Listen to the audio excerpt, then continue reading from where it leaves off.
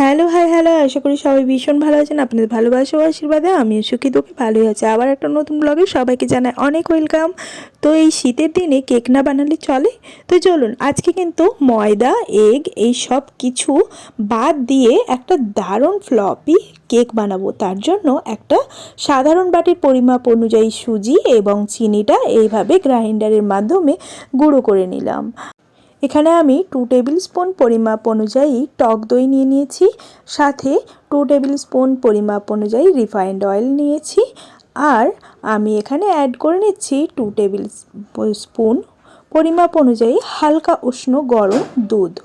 এরপর ভালো করে একসাথে মিশিয়ে নিতে হবে হ্যান্ড ব্লেন্ডারের সাহায্যে।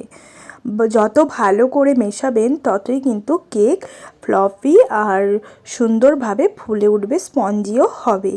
এরপর আমি দিয়ে দিলাম একটা 2 টাকা দামের নেসলে কফি পাউডার।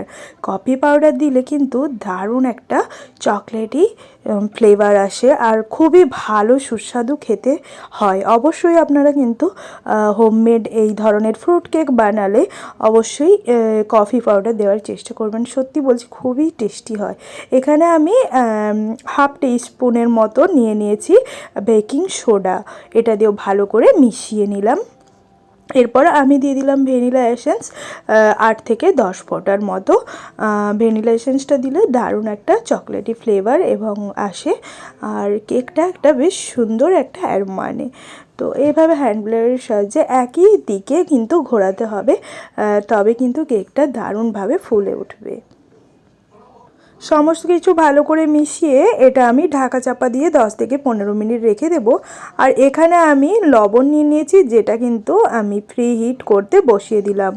সেই মাঝে আমি ড্রাই ফ্রুটসগুলো ভিজিয়ে রেখেছিলাম, সেগুলো কেটে নেব এইভাবে ছোট ছোট করে। আপনার কাছে যদি ড্রাই ফ্রুটস চপার থাকে তাহলে কিন্তু খুবই ভালো হয়। আমি তো এইভাবে ছুরি দিয়ে ছোট ছোট করে কেটে নিয়েছি। আর এখানে দেখুন ব্যাটারটা বেশ ভালোভাবে ফুলে উঠেছে, আর এখানে আমি ড্রাই ফ্রুটসগুলো মিশিয়ে দিচ্ছি। যত বেশি ড্রাই ফ্রুটস দেবেন আর কাজু কিশমিশ চেরিজ এগুলো দেবেন না, কেকের টেস্টটা কিন্তু খুব ভালো লাগে। আর প্রতিটা বাইটে এগুলো পাওয়া গেলে তো কোনো কথাই হবে না, আর বাচ্চাদেরও খুব খুব পছন্দই আসবে। তো আপনিও কিন্তু একবার এই সুজির কেকটা ট্রাই করবেন, আমি বলছি আপনাদের অবশ্যই অবশ্যই পছন্দ হবে। এবার আমি একটা পাত্রে এভাবে ভালো করে রিফাইন্ড অয়েল লাগিয়ে নিয়ে তাতে অল্প একটু ময়দা ছিটকে নিয়ে এভাবে পুরো বাটিটাতে কভার করে নেব।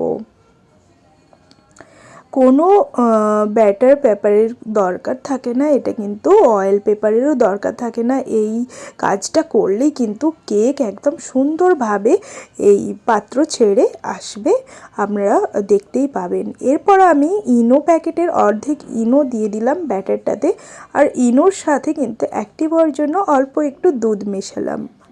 চাইলে আপনারা কিন্তু জলও মেশাতে পারেন অল্প একটু, তবে আর এইভাবে ভালো করে মিশিয়ে আমি ঝটপট কিন্তু কেকের ট্রেটাতে দিয়ে দিলাম, আর ওপর থেকে কিছু ড্রাই ফ্রুটস দিয়ে দিলাম। তো এরপর আমি ঠিক 30 মিনিট এটাকে বেক হতে রেখে দেব। দেন 30 মিনিট পরে দেখুন কতটা সুন্দর একটা জালিদার স্পঞ্জি কেক তৈরি হয়ে গেছে। কালারটা অসাধারণ, খেতেও কিন্তু খুব খুব সুস্বাদু হয়েছিল।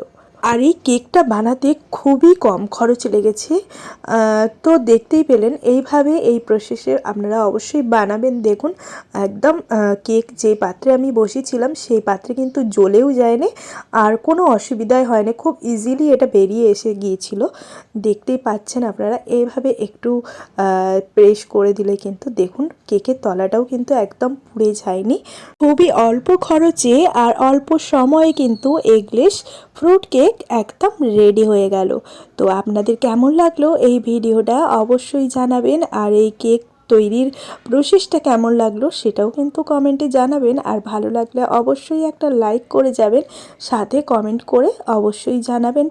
আর যদি খুব ভালো লেগে থাকে তাহলে কিন্তু বন্ধুদের সাথে শেয়ার করতে ভুলবেন না। আমার চ্যানেলের নতুন বন্ধু হলে প্লিজ আমার চ্যানেলটি সাবস্ক্রাইব করে আমার পাশে থাকার অনুরোধ রইল। আর অবশ্যই একবার এই ধরনের কেক বাড়িতে বানিয়ে ট্রাই করার অনুরোধ রইল। তো আজকের ভিডিও এই অবধিই থাকলো, আবার দেখা হচ্ছে নতুন কোনো দিন নতুন কোনো ব্লগে। ততক্ষণের জন্য সবাই খুব খুব ভালো থাকবেন, সুস্থ থাকবেন।